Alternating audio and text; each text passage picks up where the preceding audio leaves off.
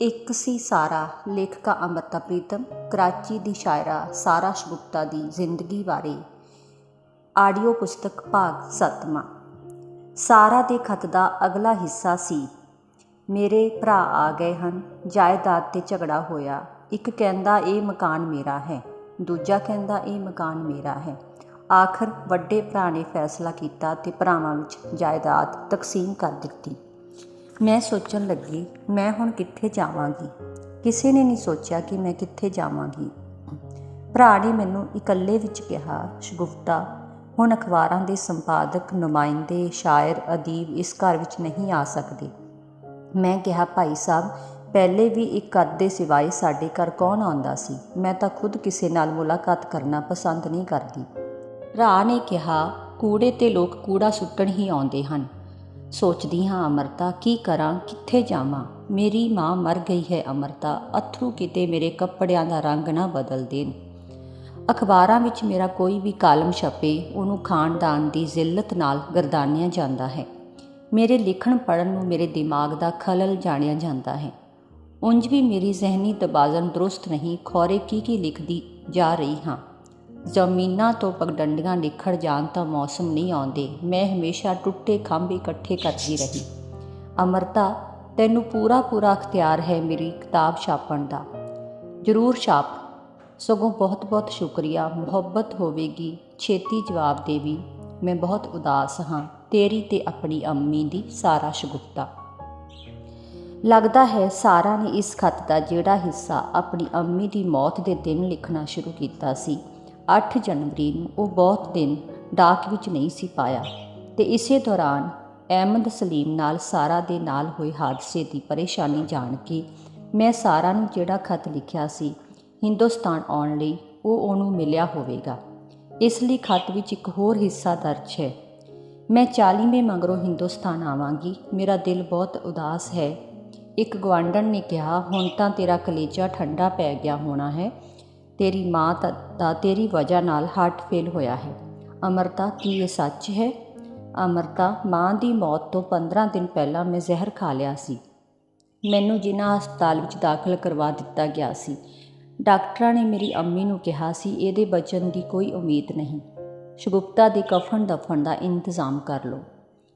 ਮੇਰੀ ਅੰਮੀ ਬਹੁਤ ਰੋਈ ਸੀ ਅੰਮ੍ਰਿਤਾ।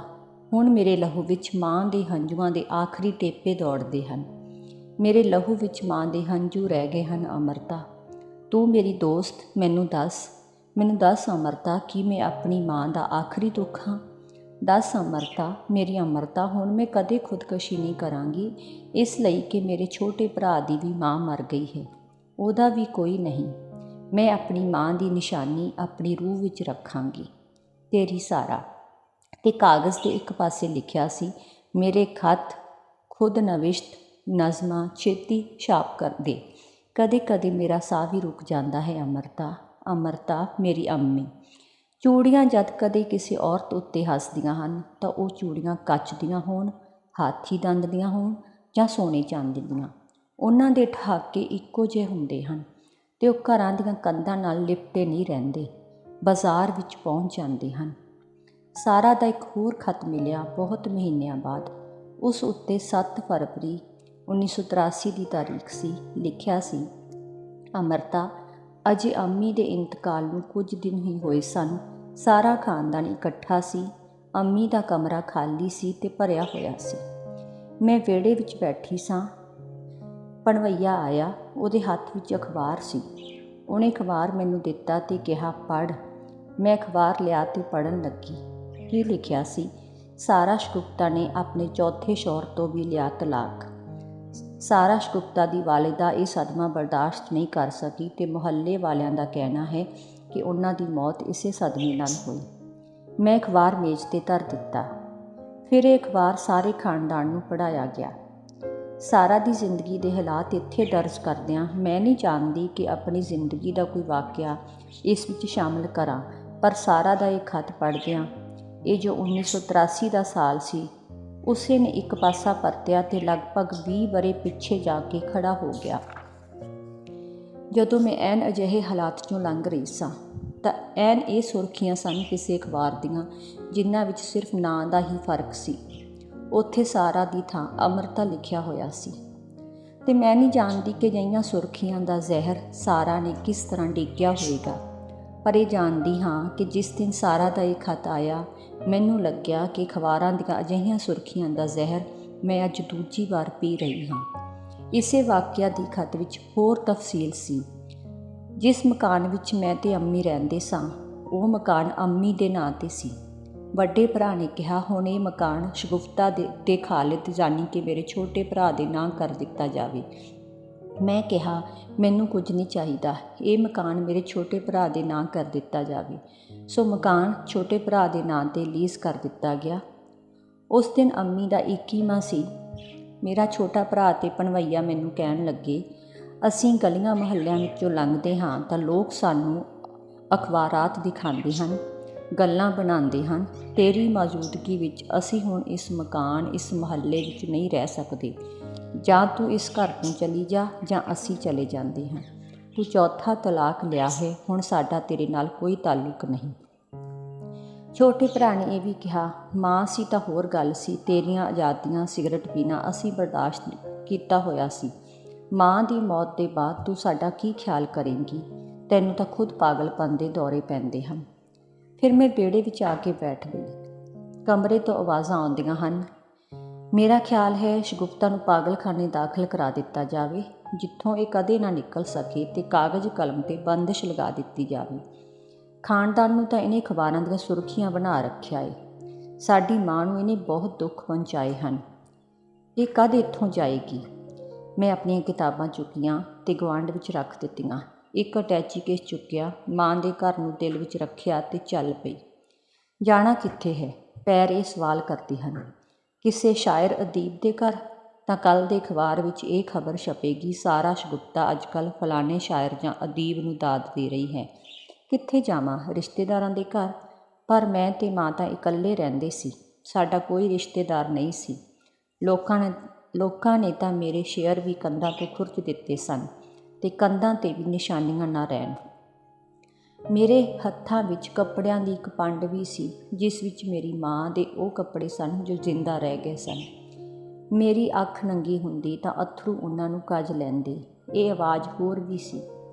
ਇਹਨੇ ਤਾਂ ਲਿਖ ਲਿਖ ਕੇ ਸਾਰੇ ਖਾਨਦਾਨ ਨੂੰ ਰੁਸਵਾ ਕਰ ਦਿੱਤਾ ਹੈ। ਹੁਣ ਤੁਸੀਂ ਲੋਕ ਇਹ ਕੰਮ ਕਰੋ ਕਿ ਅਖਬਾਰ ਵਿੱਚ ਕਢਵਾ ਦਿਓ ਕਿ ਸਾਰਾ ਸ਼ਗੁਫਤਾ ਨਾਲ ਸਾਡਾ ਕੋਈ ਤਾਲੁਕ ਨਹੀਂ। ਮਾਂ ਦੀ ਕੁੱਖ ਤੋਂ ਡਿੱਗੇ ਹੋਏ ਸਿੱਕੇ ਪਹਿਲਾਂ ਤਾਂ ਕਦੇ ਨਹੀਂ ਵਿਕੇ ਸਨ। ਦਿਲ ਨੇ ਕਿਹਾ, ਹਰ ਪੰਛੀ ਦੀ ਜ਼ੁਬਾਨ ਸਿੱਖ ਕੇ ਜੰਗਲ ਚਲੀ ਜਾ। ਮੈਂ ਆਪਣੀ ਇੱਕ ਦੋਸਤ ਦੇ ਘਰ ਚਲੀ ਗਈ, ਸਰਵਤ ਸੁਲਤਾਨਾ ਦੇ ਘਰ।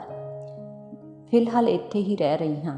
ਮੈਂ ਆਪਣੇ ਛੋਟੇ ਭਰਾ ਨੂੰ ਬਹੁਤ ਮੁਹੱਬਤ ਕਰਦੀ ਹਾਂ, ਪਰ ਭਰਾਵਾ 40 ਦਿਨ ਤੱਕ ਤਾਂ ਮੇਰੇ ਅੱਥਰੂਆਂ ਨੂੰ ਮਰਨ ਦਿੰਦੇ, ਫਿਰ ਮੈਂ ਹੁੰਦੀ ਤੇ ਇਹਨਾਂ ਅੱਥਰੂਆਂ ਦੀ ਤਕਦੀਰ। ਮੈਨੂੰ ਦੁੱਖ ਹੈ ਭਰਾਵਾ ਕਿ ਮੈਂ ਤੇਰੇ ਖਿਡੌਣੇ ਤੋੜਦੀ ਰਹਿੰਦੀ ਸਾਂ। ਮੈਂ ਅੱਜ ਵੀ ਖਿਡੌਣੇ ਤੋੜ ਰਹੀ ਹਾਂ ਵੀਰਾ, ਤੇ ਉਸ ਵੇਲੇ ਤੱਕ ਖਿਡੌਣੇ ਤੋੜਦੀ ਰਹਾਂਗੀ ਜਦ ਤੱਕ ਇਨਸਾਨ ਜਵਾਨ ਨਹੀਂ ਹੋ ਜਾਂਦਾ। ਤੂੰ ਮੇਰੇ ਅਤੇ ਆਪਣੇ ਦਰਮਿਆਨ ਇੱਕ ਮਕਾਨ ਚਿਣ ਦਿੱਤਾ ਹੈ। ਜੇਕਰ ਦੂਜੀ ਮੰਜ਼ਿਲ ਬਣਾਉਣ ਦਾ ਖਿਆਲ ਹੋਵੇ ਤਾਂ ਮੇਰੀਆਂ ਅੱਖਾਂ ਲੈ ਜਾਵੀਂ, ਮੇਰੇ ਹੱਥ ਲੈ ਜਾਵੀਂ, ਮੇਰੇ ਪੈਰ ਲੈ ਜਾਵੀਂ, ਮੇਰੇ ਜਜ਼ਬਾਤ ਲੈ ਜਾਵੀਂ। ਮੇਰਾ ਦਿਲ ਕਰਦਾ ਹੈ ਵੀਰ, ਤੇਰਾ ਘਰ ਬਹੁਤ ਵਸੀਹ ਹੋਵੇ। ਅਮਰਤਾ, ਲਾਇਆ ਅੱਗ ਨੇ ਵੀ ਠਾਕਾ ਅੰਗਿਆਰਾਂ ਦੇ ਨਾਲ। ਅਮਰਤਾ, ਹਸ਼ਰ ਦਾ ਮੈਦਾਨ ਇੱਥੋਂ ਦੀ ਕਿੰਨੀ ਦੂਰ ਰਹਿ ਗਿਆ ਹੈ ਕਿ ਖੁਦਾ ਨੇ ਮੇਰੀ ਮਾਂ ਦਾ ਨਾਂ ਪੁਕਾਰਨਾ ਹੈ। ਮੈਂ ਆਪਣੀ ਅੰਮੀ ਨਾਲ ਬਹੁਤ ਸਾਰੀਆਂ ਗੱਲਾਂ ਕਰਨੀਆਂ ਹਨ। ਪਹਿਲਾਂ ਮੈਂ ਮਿੱਟੀ ਨੂੰ ਮਾਂ ਸਮਝਿਆ ਕਰਦੀ ਸਾਂ, ਪਰ ਜਦ ਤੋਂ ਮੌਤ ਮੇਰੇ ਦਿਲ 'ਤੇ ਲੱਥੀ ਹੈ, ਕੋਈ ਬੂਟਾ ਹਰਾ ਨਹੀਂ ਹੋਇਆ। ਜਦ ਤੋਂ ਮੌਤ ਮੇਰੀ ਮਾਂ ਨਾਲ ਸੱਚ ਬੋਲ ਕੇ ਗਈ ਹੈ, ਮੇਰੀ ਮਾਂ ਮੇਰੇ ਨਾਲ ਬੋਲਦੀ ਨਹੀਂ। ਹੁਣ ਉਹਨੇ ਕਦੇ ਨਹੀਂ ਕਿਹਾ, ਸ਼ਗੁਫਤਾ ਧੀਏ, ਲਿਖਦੇ ਲਿਖਦੇ ਤੇਰੇ ਹੱਥਾਂ ਵਿੱਚ ਵਰਮ ਆ ਜਾਂਦਾ ਹੈ, ਨਾ ਲਿਖ, ਸੌਂ ਜਾ ਧੀਏ, ਸਾਰੀ ਰਾਤ ਲਿਖਦੀ ਰਹਿਣੀ ਹੈ, ਥੋੜ੍ਹੀ ਦੇਰ ਆਰਾਮ ਕਰ ਲੈ। ਉਹ ਆਵਾਜ਼ ਜੋ ਮਿੱਟੀ ਦੇ ਨਸੀਬ ਵਿੱਚ ਲਿਖ ਦਿੱਤੀ ਗਈ ਹੈ, ਤੇ ਮਿੱਟੀ ਆਪਣੇ ਹੱਥ ਖੋਲ੍ਹੇ ਮੇਰੇ ਉੱਤੇ ਧੂੜ ਉਡਾ ਰਹੀ ਹੈ। ਹਸ਼ਰ ਦੇ ਦਿਨ ਮਿੱਟੀ ਮੌਤ ਤੋਂ ਬੇਦਾਰ ਹੋ ਗਈ, ਤੇ ਬੱਚੇ ਜਾਣਦੇ ਹਨ ਕਿ ਅਜ਼ਲ ਤੋਂ ਪਹਿਲਾਂ ਕੋਈ ਮਾਂ ਨਹੀਂ ਪਰਤੇਗੀ। ਹੁਣ ਮੈਂ ਆਪਣੀਆਂ ਚੂੜੀਆਂ ਨਾਲ ਕਿਸ ਨੂੰ ਜ਼ਖਮੀ ਕਰਾਂਗੀ? ਲਹੂ ਦੀ ਬੂੰਦ ਹਰ ਰੰਗ ਦੀ ਗਵਾਹੀ ਨਹੀਂ ਦਿੰਦੀ। ਸੂਰਜ ਧੂੜ ਛਾਣ ਕੇ ਆਪਣਾ ਖੂਨ ਵਹਾਉਣ ਲੱਗਦਾ ਹੈ, ਰਾਤ ਨੂੰ ਆਪਣਾ ਮੂੰਹ ਕਾਲਾ ਕਰਦਾ ਹੈ, ਰੋਜ਼ ਮਰਦਾ ਹੈ। ਅਮਰਤਾ, ਝੂਠਾ ਤਾਲੁਕ ਮੇਰੇ ਤੋਂ ਨਹੀਂ ਰੱਖਿਆ ਜਾਂਦਾ। ਲੋਕ 70-70 ਸਾਲ ਲੰਘਾ ਦਿੰਦੇ ਹਨ ਇਕੱਠਿਆਂ ਰਹਿ ਕੇ, ਪਰ ਦਿਲ ਵਿੱਚ ਉਹਨਾਂ ਦੇ ਕੀਨਾ ਹੁੰਦਾ ਹੈ। ਇਹ ਕਦੋਂ ਇਸਲਾਮ ਨੇ ਕਿਹਾ ਹੈ ਕਿ ਤੁਸੀਂ ਜ਼ਬਰ ਦੇ ਅਧੀਨ ਜ਼ਿੰਦਗੀ ਗੁਜ਼ਾਰੋ? ਜੇਕਰ ਔਰਤ ਨੂੰ ਇਹ ਲੋਕ ਇੱਕ ਹੀ ਥਾਂ 'ਤੇ ਮਰ ਖਪ ਜਾਣ ਨੂੰ ਕਹਿੰਦੇ ਹਨ ਤਾਂ ਇਸਲਾਮ ਵਿੱਚ ਤਲਾਕ ਕਿਉਂ ਰੱਖਿਆ ਗਿਆ ਹੈ? ਮੈਂ ਇਨਸਾਨ ਹਾਂ, ਜਾਇਦਾਦ ਨਹੀਂ। ਅਤੇ ਜੇਕਰ ਕੋਈ ਮੈਨੂੰ ਯਾਨੀ ਔਰਤ ਨੂੰ ਇਨਸਾਨ ਨਹੀਂ ਸਮਝਦਾ ਤਾਂ ਉਹ ਜ਼ਿਆਦਾ ਦਿਨ ਤੱਕ ਔਰਤ ਦੇ ਜਿਸਮ ਉੱਤੇ ਨਹੀਂ ਭੌਂਕ ਸਕਦਾ। ਅਮਰਤਾ, ਅੰਮੀ ਦਾ ਮੈਨੂੰ ਬਹੁਤ ਦੁੱਖ ਹੈ। ਰਹੀ ਗੱਲ ਘਰ ਦੀ, ਕੁਝ ਨਾ ਕੁਝ ਕਰ ਲਵਾਂਗੀ। ਬਹੁਤ ਉਦਾਸ ਹਾਂ, ਅੱਖਾਂ ਦੇ ਅੰਗਿਆਰਿਆਂ ਉੱਤੇ ਅੱਥਰੂਆਂ ਦਾ ਛੱਟਾ ਦੇ ਰਹੀ ਹਾਂ। ਸਾਰਾ ਨੇ ਜੋ ਕੁਝ ਕਿਹਾ, ਗੱਲਾਂ ਤੇ ਖਤਾਂ ਦੀ ਸੂਰਤ ਵਿੱਚ ਜਾਂ ਨਜ਼ਮਾਂ ਤੇ ਦਾਸਤਾਨਾਂ ਦੀ ਸੂਰਤ ਵਿੱਚ, ਉਸੇ ਦੇ ਲਫ਼ਜ਼ਾਂ ਵਿੱਚ, ਮੇਰੇ ਗੁਆਚੇ ਹੋਏ ਖੁਦਾ ਕੀ ਕਰਾਂ, ਜਿੰਨੀ ਤੇਰੀ ਗਲੀ ਹੈ ਓਨਾ ਭੌਂਕ ਲੈਂਦੀ ਹਾਂ। ਪਰ ਸਾਰਾ ਦਾ ਤਾਂ ਕੀ, ਖੁਦਾ ਵੀ ਨਹੀਂ ਜਾਣਦਾ ਕਿ ਦੁਨੀਆ ਵਾਲਿਆਂ ਦੇ ਘਰਾਂ ਤੇ ਬਾਜ਼ਾਰਾਂ ਦਾ ਰਸਤਾ ਖੁਦਾ ਦੀ ਗਲੀ ਤੋਂ ਨਹੀਂ ਲੰਘਦਾ। ਤੇ ਸਾਰਾ ਦੇ ਲਫ਼ਜ਼ਾਂ ਦਾ ਹੁਸਨ ਨਾ ਕਿਸੇ ਨੇ ਵੇਖਿਆ ਨਾ ਸੁਣਿਆ। ਉਹ ਘਰਾਂ ਤੇ ਬਾਜ਼ਾਰਾਂ ਵਾਲੇ ਸਿਰਫ ਚੂੜੀਆਂ ਦੇ ਠਹਾਕੇ ਸੁਣਦੇ ਰਹੇ। ਜ਼ਖਮਾਂ ਦੀ ਗਵਾਹੀ। ਆਦਮ ਅਤੇ ਹਵਾ ਦਾ ਕਦੀਮੀ ਰਿਸ਼ਤਾ ਜਦੋਂ ਕਿਸੇ ਮੁਆਸ਼ਰੇ ਦੀ ਝੋਲੀ ਵਿੱਚ ਬੈਠ ਜਾਂਦਾ ਹੈ ਤਾਂ ਰੱਬ ਜਾਣੇ ਉਸ ਰਿਸ਼ਤੇ ਦੇ ਸਾਰੇ ਫੁੱਲ ਕੰਡੇ ਕਿਉਂ ਬਣ ਜਾਂਦੇ ਹਨ। ਔਰਤ ਜਦ ਤਲਾਕਸ਼ੁਦਾ ਹੁੰਦੀ ਹੈ ਤਾਂ ਮਰਦ ਇੰਤਕਾਮਸ਼ੁਦਾ ਹੋ ਜਾਂਦਾ ਹੈ। ਸਾਰਾ ਦਾ ਖਤ ਆਇਆ ਜਿਸ ਉੱਤੇ 2 ਜੂਨ 1983 ਦੀ ਤਾਰੀਖ ਸੀ। ਅਮਰਤਾ ਆਖਰੀ ਖਸਮ ਜਾਗੀਰਦਾਰ ਸੀ, ਜ਼ਿਮੀਂਦਾਰ ਸੀ। ਵਿਆਹ ਦੇ ਕੁਝ ਦਿਨਾਂ ਬਾਅਦ ਉਹਦੀਆਂ ਜ਼ਲਾਲਤਾਂ ਤੋਂ ਤੰਗ ਆ ਕੇ ਮੈਂ ਬੜੀ ਮੁਸ਼ਕਲ ਨਾਲ ਸ਼ਰਈ ਤੌਰ 'ਤੇ ਤਲਾਕ ਤਾਂ ਲੈ ਲਿਆ ਸੀ, ਪਰ ਕਚਹਿਰੀ ਦੇ ਡਰ ਦੀ ਸੰਗਲੀ ਅਜੇ ਤੱਕ ਨਹੀਂ ਖੁੱਲ੍ਹੀ ਸੀ। ਇੱਕ ਦਿਨ ਉਹਨੇ ਪੈਗਾਮ ਭਿਜਵਾਇਆ ਕਿ ਤੇਰੇ ਨਾਲ ਜ਼ਰੂਰੀ ਗੱਲ ਕਰਨਾ ਚਾਹੁੰਦਾ ਹਾਂ ਤੇ ਤੂੰ ਜ਼ਰੂਰ ਆਵੀਂ। ਮੈਂ ਗਈ। ਤੂੰ ਮੈਨੂੰ ਕਿਉਂ ਦੁਰਕਾਰਿਆ ਹੈ? ਇਸ ਲਈ ਕਿ ਮੈਂ ਜ਼ਾਹਿਲ ਸਾਂ, ਉਸਨੇ ਕਿਹਾ। ਹੁਣ ਮੈਂ ਆਪਣੀਆਂ ਜ਼ਮੀਨਾਂ ਮੁਰੱਬੇ ਵੇਚ ਕੇ ਕਿਤਾਬਾਂ ਲਿਖਿਆ ਕਰਾਂਗਾ, ਲੋਕਾਂ ਤੋਂ ਲਿਖਵਾਇਆ ਕਰਾਂਗਾ ਤੇ ਤੇਰੇ ਤੋਂ ਵੱਧ ਮਸ਼ਹੂਰ ਹੋ ਜਾਵਾਂਗਾ। ਮੈਂ ਤੇਰੇ ਖਿਲਾਫ ਲਿਖਿਆ ਕਰਾਂਗਾ, ਆਪਣੀ ਸਾਰੀ ਦੌਲਤ ਜਗੀਰ ਖਰਚ ਕਰ ਦਿਆਂਗਾ, ਪਰ ਤੈਨੂੰ ਜ਼ਰੂਰ ਹਾਸਿਲ ਕਰਾਂਗਾ। ਫਿਰ ਸ਼ਾਇਦ ਤੂੰ ਮੈਨੂੰ ਨਹੀਂ ਦੁਰਕਾਰੇਂਗੀ ਤੇ ਮੈਂ ਤੈਨੂੰ ਇਹ ਕਹਿਣਾ ਚਾਹੁੰਦਾ ਹਾਂ ਕਿ ਮੇਰੇ ਕੋਲ ਰਹਿ। ਅਸੀਂ ਔਰਤ ਦਾ ਇਸਤੇਮਾਲ ਕਰੀਏ ਤਾਂ ਉਹ ਦੂਜੀ ਚੱਦਰ ਤੱਕ ਨਹੀਂ ਪਹੁੰਚ ਸਕਦੀ। ਅਸੀਂ ਰੋਜ਼ ਔਰਤ ਖਰੀਦਦੇ ਹਾਂ ਤੇ ਜਦ ਉਹ ਇਨਕਾਰੀ ਹੁੰਦੀ ਹੈ ਤਾਂ ਉਹਦਾ ਕਤਲ ਕਰ ਦਿੰਦੇ ਹਾਂ ਤੇ ਉਹਦੀ ਖਾਦ ਬਣਾ ਕੇ ਪੈਲੀਆਂ 'ਚ ਪਾ ਦਿੰਦੇ ਹਾਂ ਤੇ ਫਿਰ ਪੈਲੀਆਂ ਬਹੁਤ ਜ਼ਰਖੇਜ਼ ਹੋ ਜਾਂਦੀਆਂ ਹਨ। ਦੂਜੀ ਗੱਲ ਇਹ ਕਿ ਤੂੰ ਮੇਰੇ ਕੋਲ ਰਹਿ, ਜਿੰਨੀ ਦੌਲਤ ਮੰਗੇਂਗੀ ਦਿਆਂਗਾ, ਗੱਡੀ, ਬੰਗਲਾ, ਪਿੰਡ, ਜਾਣੀ ਕਿ ਹਰ ਚੀਜ਼। ਜੇਕਰ ਤੂੰ ਨਹੀਂ ਮੰਨੇਗੀ ਤਾਂ ਤੇਰਾ ਕਤਲ ਕਰ ਦਿਆਂਗਾ, ਤੇਰੀਆਂ ਦੋਨੋਂ ਲੱਤਾਂ ਵੱਢ ਦਿਆਂਗਾ, ਤੇਰੇ ਦੋਨੋਂ ਹੱਥ ਕੱਟ ਦਿਆਂਗਾ। ਜਿਨ੍ਹਾਂ ਉੱਤੇ ਤੈਨੂੰ ਘਮੰਡ ਹੈ, ਜਿਨ੍ਹਾਂ ਨਾਲ ਤੂੰ ਲਿਖਦੀ ਹੈ ਤੇ ਦੁਨੀਆ ਨੂੰ ਬੇਵਕੂਫ ਬਣਾਉਣੀ ਹੈ। ਮੈਂ ਕਿਹਾ, ਤੇਰੀਆਂ ਪੈਲੀਆਂ ਦੀਆਂ ਰੋਟੀਆਂ ਲੋਕ ਬਹੁਤ ਦੁੱਖ ਨਾਲ ਖਾਂਦੇ ਹਨ ਜਾਗੀਰਦਾਰ, ਤੇ ਮੇਰੀ ਖਾਦ ਤੈਨੂੰ ਮਹਿੰਗੀ ਪਏਗੀ। ਮੈਂ ਤੇਰੇ ਨਾਲ ਕੁਝ ਦਿਨ ਹੀ ਗੁਜ਼ਾਰ ਸਕਦੀ ਹਾਂ, ਬਾਕੀ ਜ਼ਬਰ ਮੇਰੇ 'ਤੇ ਲਾਜ਼ਮ ਨਹੀਂ ਸੀ। ਮੈਨੂੰ ਕਿਸੇ ਜਾਗੀਰ, ਕਿਸੇ ਮੁਰੱਬੇ ਦੀ ਲੋੜ ਨਹੀਂ। ਤੂੰ ਮੈਨੂੰ ਨਹੀਂ ਖਰੀਦ ਸਕਦਾ ਤੇ ਇਹ ਤੇਰੀ ਭੁੱਲ ਹੈ ਕਿ ਦੌਲਤ ਨਾਲ ਹਰ ਚੀਜ਼ ਖਰੀਦੀ ਜਾ ਸਕਦੀ ਹੈ। ਮੈਂ ਉਹ ਔਰਤ ਨਹੀਂ ਜੋ ਸ਼ੌਹਰ ਦੇ ਹਰਮ ਵਿੱਚ ਸਿਸਕਦੀ ਰਹਿੰਦੀ ਹੈ। ਮੈਨੂੰ ਆਪਣੇ ਹਰਮ ਵਿੱਚ ਰਹਿਣ ਦੀ ਦਾਵਤ ਦਿੰਦਾ ਏ ਕੁੱਤੇ। ਤੂੰ ਮੈਨੂੰ ਦੌਲਤ ਤੇ ਸੰਗਰੇਜ਼ਾਂ ਵਿੱਚ ਦਫਨ ਨਹੀਂ ਕਰ ਸਕਦਾ, ਕੈਦ ਨਹੀਂ ਕਰ ਸਕਦਾ। ਤੂੰ ਇੰਨੀ ਛੋਟੀ ਜਿਹੀ ਜ਼ਮੀਨ 'ਤੇ ਮੈਨੂੰ ਲਾਗੂ ਨਹੀਂ ਕਰ ਸਕਦਾ। ਮੇਰਾ ਤੇਰੇ ਨਾਲ ਕੋਈ ਤਾਲੁਕ ਨਹੀਂ। ਮੈਨੂੰ ਮੁੜ ਕਦੇ ਬੁਲਾਉਣ ਦੀ ਕੋਸ਼ਿਸ਼ ਨਾ ਕਰੀ। ਮੈਨੂੰ ਤੇਰੀ ਅਲਾਟਮੈਂਟ ਨਾਲ ਨਫ਼ਰਤ ਹੈ। ਤੇ ਮੈਂ ਚਲੀ ਆਈ। ਉਹ ਕਾਫੀ ਦੋਸਤਾਂ ਦੇ ਹੱਥੀਂ ਪੈਗਾਮ ਭੇਜਦਾ ਰਿਹਾ, ਇਹੀ ਕਿ ਸ਼ਾਇਦ ਇਹ ਔਰਤ ਹੁਣ ਵਿਕਣ ਲਈ ਤਿਆਰ ਹੋ ਜਾਏਗੀ। ਖੈਰ, ਮੈਂ ਇਨਕਾਰੀ ਰਹੀ। ਪਿਛਲੇ ਦਿਨੀਂ ਅਮਰਤਾ, ਮੈਂ ਬਹੁਤ ਬਿਮਾਰ ਸਾਂ। ਨਦੀਮ ਹਸਪਤਾਲ ਵਿੱਚ ਦਾਖਲ ਸਾਂ, ਫਿਰ ਕਰਾਚੀ ਹਸਪਤਾਲ ਵਿੱਚ ਦਾਖਲ ਰਹੀ। ਇੱਕ ਤਾਂ ਬਿਮਾਰੀ, ਉੱਤੋਂ ਦੀ ਹਰਮ ਦੀ ਦਾਵਤ। ਜਾਗੀਰਦਾਰ ਨੂੰ ਖਬਰ ਹੋਈ ਕਿ ਮੈਂ ਨਦੀਮ ਹਸਪਤਾਲ ਵਿੱਚ ਦਾਖਲ ਹਾਂ ਤਾਂ ਉਹ ਆਇਆ। ਮੈਨੂੰ ਖੂਨ ਦੀ ਬੋਤਲ ਚੜ੍ਹ ਰਹੀ ਸੀ। ਕਹਿਣ ਲੱਗਾ, ਤੇਰੇ ਇਸ ਹਸਪਤਾਲ ਦਾ ਖਰਚਾ ਕੌਣ ਦੇਵੇਗਾ? ਮੈਂ ਇਸ ਲਈ ਆਇਆ ਹਾਂ ਕਿ ਤੈਨੂੰ ਪੈਸਿਆਂ ਦੀ ਲੋੜ ਹੋਵੇਗੀ। ਤੇ ਖੂਨ ਦੀਆਂ ਬੂੰਦਾਂ ਜੋ ਮੇਰੀਆਂ ਰਗਾਂ ਵਿੱਚ ਦੌੜ ਰਹੀਆਂ ਸਨ, ਇੱਕਦਮ ਚਵੰਨੀ ਆਨੇ ਦੀ ਤਰ੍ਹਾਂ ਮੇਰੀਆਂ ਰਗਾਂ ਵਿੱਚ ਵਹਿਣ ਲੱਗੀਆਂ। ਇਹ ਖੂਨ ਜੋ ਮੈਨੂੰ ਚੜ੍ਹ ਰਿਹਾ ਹੈ, ਕਿਸੇ ਗਰੀਬ ਨੇ ਨਾ ਵੇਚਿਆ ਹੋਵੇ। ਖੈਰ, ਲਹੂ ਦੀਆਂ ਤਰ੍ਹਾਂ ਤਰ੍ਹਾਂ ਦੀਆਂ ਬੂੰਦਾਂ ਮੇਰੀਆਂ ਨਸਾਂ ਵਿੱਚ ਲੈ ਗਈਆਂ। ਮੈਂ ਜਾਗੀਰਦਾਰ ਨੂੰ ਵੇਖਿਆ ਤੇ ਕਿਹਾ, ਡਾਕਟਰ ਮੇਰਾ ਇਲਾਜ ਮੁਫਤ ਕਰ ਰਿਹਾ ਹੈ, ਮੈਂ ਕੋਈ ਬਿੱਲ ਨਹੀਂ ਚੁਕਾਉਣਾ। ਫਿਰ ਮੈਂ ਉੱਚੀ ਸਾਰੀ ਡਾਕਟਰ ਨੂੰ ਆਵਾਜ਼ ਦਿੱਤੀ, ਡਾਕਟਰ ਤੇ ਨਰਸਾਂ ਘਾਬਰ ਕੇ ਮੇਰੇ ਕਮਰੇ ਵਿੱਚ ਦੌੜਦੇ ਹੋਏ ਆਏ। ਮੈਂ ਡਾਕਟਰ ਨੂੰ ਕਿਹਾ, ਇਸ ਜਾਗੀਰਦਾਰ ਨੂੰ ਆਖੋ ਕਿ ਇੱਥੋਂ ਹੁਣੇ ਅਤੇ ਇਸੇ ਵੇਲੇ ਚਲਾ ਜਾਏ। ਡਾਕਟਰ ਨੇ ਉਹਨੂੰ ਹਸਪਤਾਲ 'ਚੋਂ ਕੱਢ ਦਿੱਤਾ। ਇਸ ਉੱਤੇ ਮੈਂ ਡਾਕਟਰ ਹੱਕ ਨਵਾਜ਼ ਦਾ ਬਹੁਤ-ਬਹੁਤ ਸ਼ੁਕਰੀਆ ਅਦਾ ਕੀਤਾ ਅਤੇ ਹੁਣ ਵੀ ਸ਼ੁਕਰੀਆ ਅਦਾ ਕਰਦੀ ਹਾਂ ਤੇ ਕਹਿੰਦੀ ਹਾਂ, ਡਾਕਟਰ ਹੱਕ ਨਵਾਜ਼, ਮੇਰੇ ਮਰਨ ਮਗਰੋਂ ਸ਼ਾਇਦ ਫਿਰ ਕੋਈ ਸਾਰਾਸ਼ ਗੁਪਤਾ ਤੇਰੇ ਵੱਲ ਆਏ ਤਾਂ ਉਹਦੇ ਨਾਲ ਵੀ ਇਹੀ ਸਲੂਕ ਕਰਨਾ। ਹਸਪਤਾਲ ਤੋਂ ਆਇਆਂ 2 ਦਿਨ ਲੰਘੇ ਸਨ ਕਿ ਜਾਗੀਰਦਾਰ ਦੀ ਭਰਜਾਈ ਮੇਰੇ ਕੋਲ ਆਈ। ਮੈਨੂੰ ਦੱਸਿਆ, ਫਲਾਨੀ ਖਾਲਾ ਬਹੁਤ ਬਿਮਾਰ ਹੈ ਤੇ ਤੈਨੂੰ ਯਾਦ ਕਰ ਰਹੀ ਹੈ ਤੇ ਤੇਰੇ ਨਾਲ ਮੁਲਾਕਾਤ ਕਰਨੀ ਚਾਹੁੰਦੀ ਹੈ। ਮੈਂ ਕਿਹਾ, ਉਸ ਨਾਲ ਕੱਲ੍ਹ ਮੁਲਾਕਾਤ ਕਰ ਸਕਾਂਗੀ। ਦੂਜੇ ਦਿਨ ਮੈਂ ਇਆਦਤ ਨੂੰ ਪਹੁੰਚੀ। ਦਰਵਾਜ਼ਾ ਖੁੱਲ੍ਹਾ ਸੀ। ਵੇਖਿਆ ਕਮਰੇ ਵਿੱਚ ਕੋਈ ਮੌਜੂਦ ਨਹੀਂ। ਦੂਜੇ ਕਮਰੇ ਵਿੱਚ ਜਾਗੀਰਦਾਰ ਮੌਜੂਦ ਸੀ। ਇੱਕ ਆਦਮੀ ਹੋਰ ਬੈਠਾ ਸੀ। ਉਹਨੇ ਦੂਜੇ ਮਰਦ ਨੂੰ ਕਿਹਾ, ਦੂਸਰੇ ਕਮਰੇ ਵਿੱਚ ਚਲਾ ਜਾ। ਮੈਂ ਜਾਗੀਰਦਾਰ ਤੋਂ ਪੁੱਛਿਆ, ਮੈਨੂੰ ਚੱਕਰ ਦੇ ਕੇ ਬੁਲਾਉਣ ਦੀ ਕੀ ਲੋੜ ਸੀ? ਉਹਨੇ ਫਿਰ ਇੱਕ ਹੰਕਾਰ ਭਰੀ ਬਕਵਾਸ ਕੀਤੀ ਤੇ ਕਿਹਾ, ਹੁਣ ਤੂੰ ਇਸ ਘਰ ਤੋਂ ਬਾਹਰ ਨਹੀਂ ਜਾ ਸਕਦੀ। ਕਿੰਨੇ ਆਸ਼ਕਾਂ ਦੇ ਖੱਤ ਤੈਨੂੰ ਰੋਜ਼ ਆਉਂਦੇ ਹਨ? ਮੈਂ ਕਿਹਾ, ਆਸ਼ਕ? ਮੇਰੀ ਮਿੱਟੀ ਇਸ ਖੁਸ਼ਬੂ ਤੋਂ ਗਾਫਲ ਹੀ ਰਹੀ। ਉਹਨੇ ਫਿਰ ਪੁੱਛਿਆ, ਰਹੇਂਗੀ ਜਾਂ ਨਹੀਂ? ਨਹੀਂ ਬਣੂ, ਮੈਂ ਤੇਰੇ ਹਰਮ ਵਿੱਚ ਨਹੀਂ ਰਹਾਂਗੀ।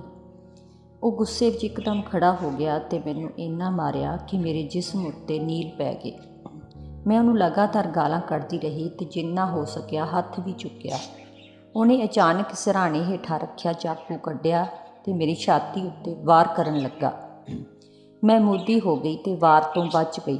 ਮੈਂ ਜਾਗੀਰਦਾਰ, ਇੱਕ ਕੁੱਤੇ ਦੇ ਹੱਥੋਂ ਮਰਨਾ ਨਹੀਂ ਚਾਹੁੰਦੀ ਸਾਂ। ਮੌਤ ਮੈਨੂੰ ਛੋਹ ਕੇ ਲੰਘਦੀ ਰਹੀ। ਮੈਂ ਲੜਦੀ ਰਹੀ। ਆਖਰ ਚਾਕੂ ਦਾ ਭਰਪੂਰ ਵਾਰ ਉਹਨੇ ਮੇਰੀ ਛਾਤੀ ਉੱਤੇ ਕਰਨਾ ਚਾਹਿਆ। ਮੈਂ ਲੱਤ ਅੱਗੇ ਕਰ ਦਿੱਤੀ ਤੇ ਮੇਰੀ ਖੱਬੀ ਲੱਤ 'ਤੇ ਜ਼ਬਰਦਸਤ ਚਾਕੂ ਲੱਗਾ। ਸਾਰੇ ਕਮਰੇ ਵਿੱਚ ਖੂਨ ਫੈਲ ਗਿਆ। ਮੈਂ ਲਹੂ ਲੁਹਾਨ ਹੋ ਗਈ। ਮੈਂ ਜ਼ੋਰ ਦੀ ਚੀਕਣਾ ਸ਼ੁਰੂ ਕਰ ਦਿੱਤਾ। ਮੇਰਾ ਸ਼ੋਰ ਸੁਣ ਕੇ ਗਵਾਂਢੀ ਕੰਧ ਟੱਪ ਕੇ ਅੰਦਰ ਆ ਗਿਆ। ਉਹਨੂੰ ਵੇਖ ਕੇ ਜਾਗੀਰਦਾਰ ਮੈਨੂੰ ਮਾਰ ਨਾ ਸਕਿਆ ਤੇ ਨੱਠ ਗਿਆ। ਲਹੂ ਨਾਲ ਮੇਰੇ ਕੱਪੜੇ ਭਰ ਗਏ ਸਨ ਤੇ ਮੈਂ ਬੇਜ਼ਾਹ ਜ਼ਖਮਾਂ ਨਾਲ ਚੂਰ ਸਾਂ। ਬੇਹੋਸ਼ ਹੋ ਗਈ। ਜਦ ਮੈਨੂੰ ਹੋਸ਼ ਆਇਆ, ਘਰ ਵਿੱਚ ਕੋਈ ਮੌਜੂਦ ਨਹੀਂ ਸੀ। ਕਤਲ ਦੇ ਮਾਮਲੇ ਵਿੱਚ ਕੌਣ ਪੈਂਦਾ ਹੈ ਅਤੇ ਇਹ ਇਨਸਾਨੀ ਦੌਰ ਕਿਹਾ ਜਾਂਦਾ ਹੈ। ਰਾਤ ਦੇ 2 ਵੱਜ ਰਹੇ ਸਨ ਤੇ ਮੈਂ ਸੜਕ 'ਤੇ ਰੀਂਗ ਰਹੀ ਸਾਂ। ਖੂਨ ਬਹੁਤ ਵਗ ਚੁੱਕਾ ਸੀ। ਮੈਂ ਚੱਲ ਨਹੀਂ ਸਕਦੀ ਸਾਂ। ਮੈਂ ਸੜਕ ਦੇ ਕੰਢੇ ਬੈਠ ਗਈ। ਇਨਸਾਨ ਕੋਲੋਂ ਦੀ ਲੰਘ ਜਾਂਦੇ ਸਨ, ਲਹੂ ਤੋਂ ਡਰ ਜਾਂਦੇ ਸਨ। ਆਖਰ ਇੱਕ ਸਕੂਟਰ ਵਾਲੇ ਨੇ ਮੈਨੂੰ ਮੇਰੇ ਘਰ ਛੱਡ ਦਿੱਤਾ। ਇਨਸਾਨ ਨਾਲ ਮੁਲਾਕਾਤ ਹੋ ਗਈ ਤਾਂ ਕੁਝ ਸਾਹ ਆਇਆ। ਘਰ ਵਾਲਿਆਂ ਨੇ ਮੈਨੂੰ ਲਹੂ ਲਹਾਨ ਵੇਖਿਆ ਤਾਂ ਪੁੱਛਣ ਲੱਗੇ, ਕੀ ਗੱਲ ਹੈ? ਮੈਂ ਜ਼ਖਮ ਲੁਕਾ ਲਏ ਤੇ ਕਿਹਾ, ਤੁਸੀਂ ਤਾਂ ਜਾਣਦੇ ਹੀ ਹੋ ਮੈਨੂੰ ਖੂਨ ਦੀਆਂ ਉਲਟੀਆਂ ਆਉਂਦੀਆਂ ਹਨ। ਆਪਣੇ ਕਮਰੇ ਵਿੱਚ ਗਈ, ਕੱਪੜੇ ਬਦਲੇ ਅਤੇ ਬਿਸਤਰੇ ਉੱਤੇ ਬੇਹੋਸ਼ ਜਿਹੀ ਹੋ ਕੇ ਲੰਮੀ ਪੈ ਗਈ। ਸਾਰਾ ਕਮਬਖ਼ਤ ਉਸੇ ਮੁਆਸ਼ਰੇ ਤੋਂ ਇਨਸਾਫ ਚਾਹੁੰਦੀ ਸੀ ਜਿਸ ਮੁਆਸ਼ਰੇ ਦੇ ਹੱਥਾਂ ਤੋਂ ਪੀੜਤ ਸੀ। ਹਾਲਾਂਕਿ ਜਾਣਦੀ ਸੀ ਅਦਾਲਤ ਜ਼ਰਦੀ ਜ਼ੁਬਾਂ ਮੁਕਾਲਮਾ ਕਰੇਗੀ। ਫਿਰ ਵੀ ਸੋਚ ਰਹੀ ਸਾਂ, ਜਾਗੀਰਦਾਰ, ਤੂੰ ਦੌਲਤ ਨਾਲ ਲੜੇਂਗਾ ਤਾਂ ਮੈਂ ਕਲਮ ਨਾਲ ਲੜਾਂਗੀ। ਸਾਰਾ ਨੇ ਹੀ ਖੱਤ ਵਿੱਚ ਲਿਖਿਆ। SHO ਬੋਲਿਆ, ਇੱਕ ਗੱਲ ਹੋਰ ਹੈ, ਤੇਰੇ ਵੱਲੋਂ ਗਵਾਹੀ ਕੋਈ ਨਹੀਂ, ਮੈਂ 2 ਗਵਾਹੀਆਂ ਪੈਦਾ ਕਰ। ਅਤੇ ਸਾਰਾ ਨੇ ਕਿਹਾ, ਸੱਚੇ ਗਵਾਹਾਂ ਦੀ ਤਲਾਸ਼ ਤੁਹਾਡਾ ਕੰਮ ਹੈ, ਮੇਰਾ ਨਹੀਂ, ਤੇ ਝੂਠੇ ਗਵਾਹ ਮੈਂ ਪੇਸ਼ ਨਹੀਂ ਕਰਾਂਗੀ। ਕੌਣ ਮੇਰੇ ਜ਼ਖਮਾਂ ਦੀ ਗਵਾਹੀ ਦੇਣਗੇ? ਅਤੇ ਸਾਰਾ ਨੇ ਮੈਨੂੰ ਲਿਖਿਆ, ਜ਼ਖਮ ਮੈਨੂੰ ਲੱਗਿਆ ਹੈ। ਇਨਸਾਨ ਦੀ ਕਾਇਨਾਤ ਕਿਵੇਂ ਤੜਫ ਸਕਦੀ ਹੈ? ਅਮਰਤਾ। ਹਿੰਦੁਸਤਾਨ ਦੇ ਸਾਰੇ ਅਖਬਾਰਾਂ ਵਿੱਚ ਇਹ ਸੁਰਖੀਆਂ ਛਪਵਾ ਦੇ। ਅਤੇ ਮੈਂ ਤੜਫ ਗਈ। ਸਾਰਾ। ਹਿੰਦੁਸਤਾਨ ਦੇ ਅਖਬਾਰਾਂ ਤਾਂ ਕੀ, ਪੂਰੀ ਦੁਨੀਆ ਦੀਆਂ ਅਖਬਾਰਾਂ ਉੱਤੇ ਮੁਆਸ਼ਰੇ ਦਾ ਹਿੱਸਾ ਹਨ ਜਿਸ ਮੁਆਸ਼ਰੇ ਦੇ ਹੱਥੀਂ ਤੂੰ ਪਰੇਸ਼ਾਨ ਕੀਤੀ ਜਾਂਦੀ ਹੈ। ਅਤੇ ਖੁਦਾ ਦੀ ਅਦਾਲਤ ਦੇ ਇਲਾਵਾ ਕੋਈ ਅਦਾਲਤ ਨਹੀਂ ਜਿੱਥੇ ਸਿਰਫ ਸੱਚੇ ਗਵਾਹ ਪੇਸ਼ ਹੁੰਦੇ ਹੋਣ।